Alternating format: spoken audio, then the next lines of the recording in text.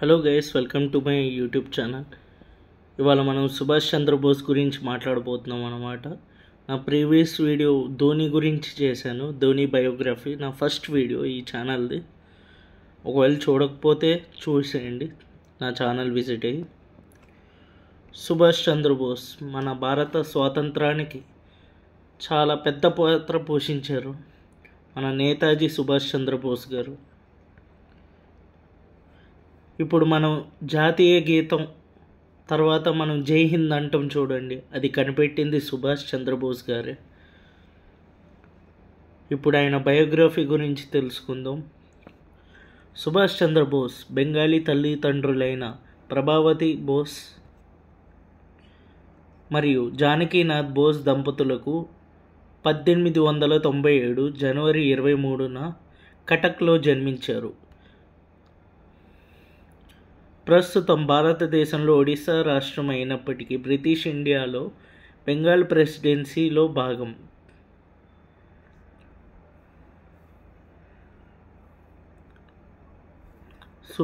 సుభాష్ 9వ సంతానం మరియు 6వ కుమారుడు. విజయవంతమైన న్యాయవాది మరియు ప్రభుత్వ న్యాయవాది అయిన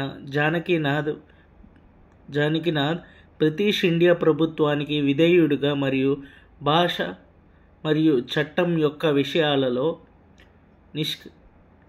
నిష్కపటంగా ఉండేవాడు. కలకత్తా గ్రామీణ శివార్ల నుండి స్వీయ నిర్మిత వ్యక్తి అయిన అతను తన మూలాలలో సంబంధంలో ఉన్నాడు. తన 5 అన్నల తర్వాత బోస్ జనవరి 1902లో కటక్లోని బ్యాప్టిస్ట్ మిషన్ ప్రొటెస్టెంట్ యూరోపియన్ పాఠశాలలో చేరాడు. పాఠశాలలో అన్ని బోధనలకు ఇంగ్లీష్ మాధ్యమం. ఎక్కువ మంది విద్యార్థులు విశ్రమ బ్రిటిష్ మరియు భారత వంశపారంపర్య యూరోపియన్ లేదా ఆంగ్లో ఇండియన్లు. పాఠ్యాంశంలో ఇంగ్లీష్ సరిగ్గా వ్రాయబడిన మరియు మాట్లాడే లాటిన్ బైబిల్ మంచి మర్యాదలు, బ్రిటిష్ భౌగోళికం మరియు బ్రిటిష్ చరిత్ర ఉన్నాయి. ఏ భారతీయ భాషలను బోధించలేదు. పాఠశాల ఎంపిక బోస్ తండ్రిది. అతను తన కుమారులు దోషరహిత స్వరంతో దోషరహిత ఆంగ్లంలో మాట్లాడాలని కోరుకున్నాడు. భారతదేశంలో బ్రిటిష్ వారికి అందుబాటులో ఉండటానికి 2 ముఖ్యమైనవి నమ్మాడు. ఈ పాఠశాల సుభాష్ ఇంటితో విభేదించింది. ఇక్కడ బెంగాలీ మాత్రమే మాట్లాడేవారు. ఇంట్లో అతని తల్లి హిందూ దేవతలైన దుర్గా మరియు కాళీని పూజించింది. మహాభారతం మరియు రామాయణం నుండి కథలు చెప్పింది మరియు బెంగాలీ మతపరమైన పాటలు పాడింది. 1909లో 12 ఏళ్ల సుభాష్ బోస్ తన 5 సోదరులను అనుసరించి కటక్లోని రెవెన్షా కాలేజియేట్ స్కూల్కు వెళ్ళాడు. ఇక్కడ బెంగాలీ మరియు సంస్కృతం కూడా బోధించబడ్డాయి. అలాగే వేదాలు మరియు ఉపనిషత్తులు వంటి హిందూ గ్రంథాల నుండి ఆలోచనలను సాధారణంగా ఇంట్లో నేర్చుకోలేదు. అతను పాశ్చాత్య విద్య వేగంగా కొనసాగినప్పటికీ అతను భారతీయ దుస్తులను ధరించడం మరియు మతపరమైన ఊహాగానాలలో పాల్గొనడం ప్రారంభించాడు. సుభాష్ బోస్ 1913లో తన 5 సోదరులను అనుసరించి కలకత్తాలోని ప్రెసిడెన్సీ కళాశాలకు వెళ్ళాడు. ఇది బెంగాల్లోని ఉన్నత కుల హిందూ పురుషుల కోసం చారిత్రాత్మక మరియు సాంప్రదాయ కళాశాల. అతను తత్వశాస్త్రం అధ్యయనం చేయడానికి ఎంచుకున్నాడు. ఫిబ్రవరి 1916లో బోస్ ప్రెసిడెన్సీలో చరిత్ర ప్రొఫెసర్ అయిన ఈఎఫ్ ఎర్టన్ పాల్గొన్న ఒక సంఘటనలో సూత్రధారి అని. ఒక సంఘటనకు ముందు ఓటెన్ భారతీయ సంస్కృతి గురించి అసభ్యకరమైన వ్యాఖ్యలు చేశాడని మరియు కొంతమంది విద్యార్థులను కాలర్ తోసి నెట్టాడని విద్యార్థులు పేర్కొన్నారు. ఓటెన్ ప్రకారం విద్యార్థులు అతని తరగతి వెలుపల ఆమోదయోగ్యం కాని విధంగా పెద్ద శబ్దం చేస్తున్నారని చెప్పారు. కొన్ని రోజుల తర్వాత ఫిబ్రవరి 15న కొంతమంది విద్యార్థులు ఓటెన్ను మెట్ల దారిలో అడ్డుకొని అతనిని చుట్టుముట్టి చెప్పులతో కొట్టి పారిపోయారు. విచార కమిటీని ఏర్పాటు చేశారు. గాయపడని ఓటెన్ తన దాడి చేసిన వారిని గుర్తించలేకపోయినప్పటికీ పారిపోతున్న వారిలో సుభాష్ బోస్ కూడా ఉన్నాడని కళాశాల సేవకుడు సాక్ష్యమిచ్చాడు. ఇది విద్యార్థులలో పుకారు అని వారి నిర్ధారించిన దానికోసం అధికారుల కోసం ధృవీకరించబడింది. బోస్ను కళాశాల నుండి బహిష్కరించారు మరియు కలకత్తా విశ్వవిద్యాలయం నుండి బహిష్కరించారు. ఈ సంఘటన కలకత్తాను దిగ్భ్రాంతికి గురిచేసింది మరియు బోస్ కుటుంబానికి వేదన కలిగింది. అతన్ని కటక్కు తిరిగి పంపారు. కలకత్తా విశ్వవిద్యాలయం వైస్ ఛాన్సలర్ అనుతోష్ ముఖర్జీపై ఒత్తిడి తీసుకురావడానికి అతని కుటుంబం సంబంధాలను ఉపయోగించారు. అయినప్పటికీ సుభాష్ బోస్ బహిష్కరణ జూలై 20, 1917 వరకు కొనసాగింది. కలకత్తా విశ్వవిద్యాలయ సిండికేట్ అతనికి తిరిగి రావడానికి అనుమతి ఇచ్చింది, కానీ మరొక కళాశాలకు, అతని స్కాటిష్ చర్చి కళాశాలలో చేరాడు. 1918లో తత్వశాస్త్రంలో మొదటి తరగతి గౌరవాలతో BA పట్టా పొందాడు. కలకత్తా విశ్వవిద్యాలయంలోని అన్ని తత్వశాస్త్ర విద్యార్థులలో 2వ స్థానంలో నిలిచాడు.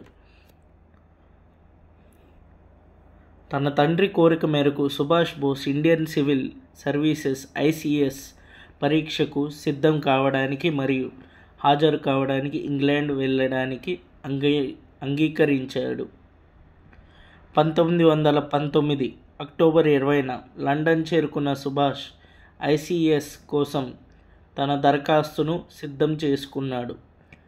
తన సూచనల కోసం అతను భారతదేశానికి అండర్ సెక్రటరీ ఆఫ్ స్టేట్ రాయ్పూర్కు చెందిన లార్డ్ సిన్హాను మరియు లండన్లోని కౌన్సిల్ ఆఫ్ ఇండియాలో పనిచేసిన ధనవంతుడైన కలకత్తా న్యాయవాది భూపేంద్రనాథ్ బసును తిరస్కరించాడు.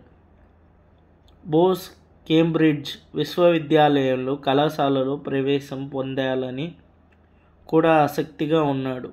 అడ్మిషన్ కోసం గడువు దాటిపోయింది.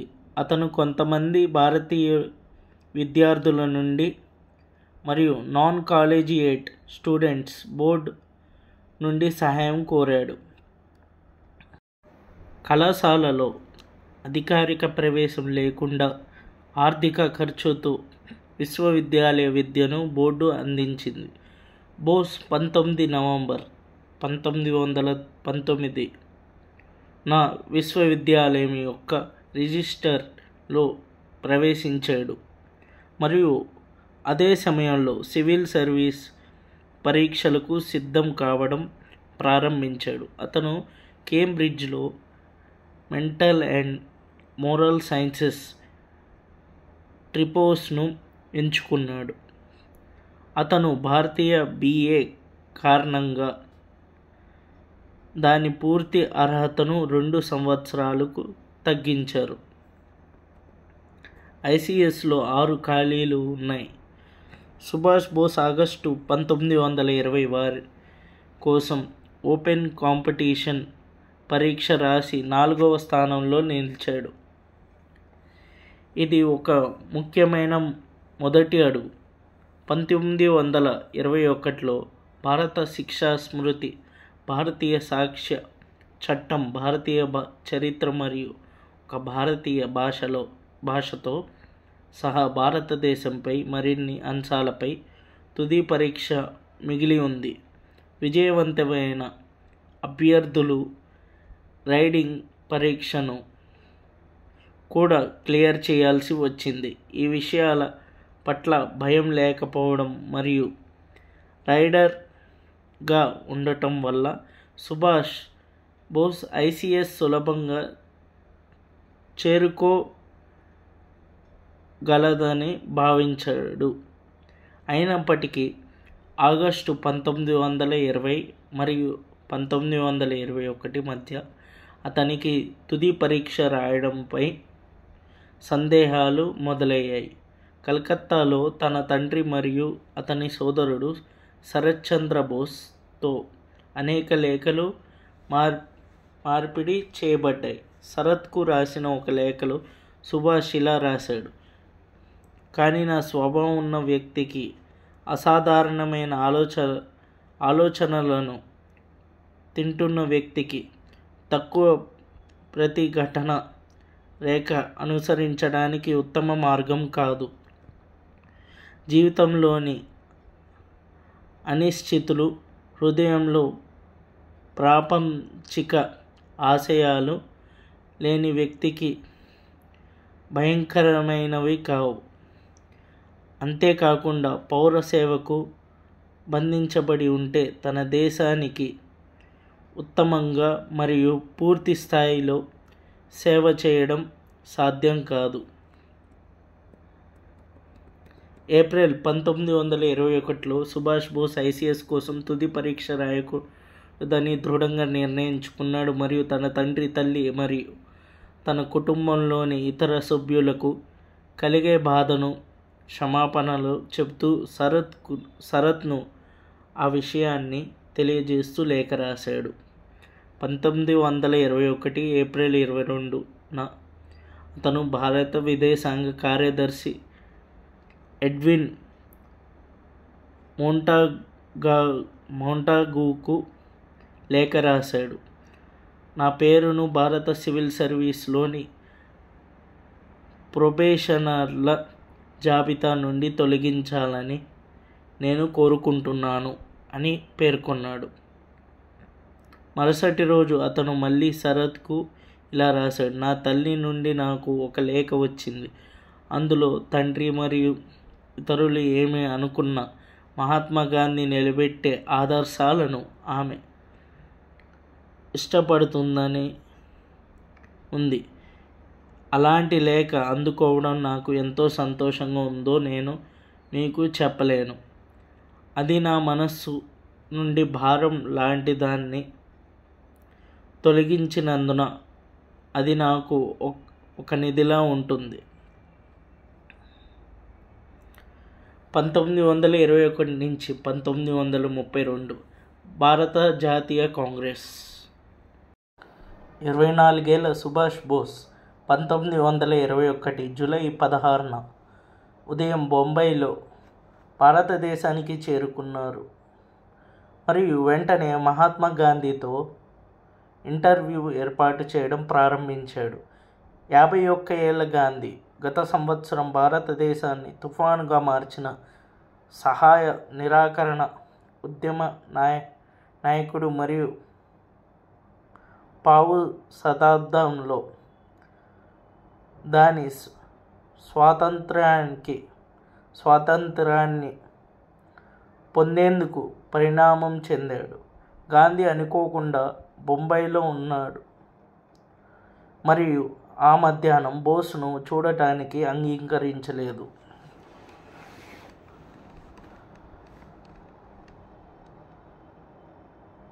చూడ్డానికి అంగీకరించారు. చాలా సంవత్సరాల తర్వాత రాసిన సమావేశం గురించి బోస్ కథనంలో అతను ప్రశ్నతో గాంధీని నిలదీశాడు. గాంధీ సమాధానాలు అనుష్ఠంగా ఉన్నాయని, అతను లక్ష్యాలు అనుష్ఠంగా ఉన్నాయని, వాటిని సాధించడానికి అతను ప్రణాళిక ఆలోచించబడలేదని బోస్ భావించాడు. ఆ మొదటి సమావేశంలో గాంధీ మరియు బోస్ మార్గాల ప్రశ్నపై విభేదించారు. ఎందుకంటే గాంధీ ఏ లక్ష్యానికైనా అహింస మార్గాలు చర్చించలేనివి. బోస్ ఆలోచనలో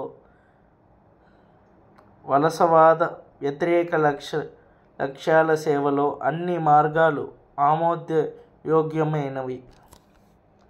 లక్ష్యాల ప్రశ్నపై వారు విభేదించారు. బోస్ నిరంకుశ పాలన నమూనాల పట్ల ఆకర్షితుడయ్యాడు.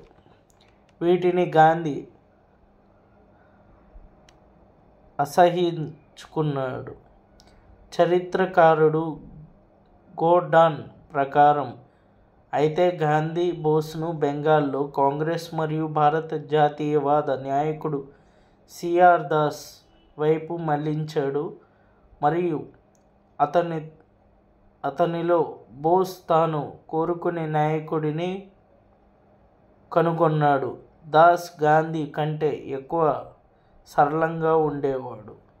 బెంగాల్లో బోస్ వంటి ఆదర్శవాద యువకులను ఆకర్షించిన తీవ్రవాదానికి ఎక్కువ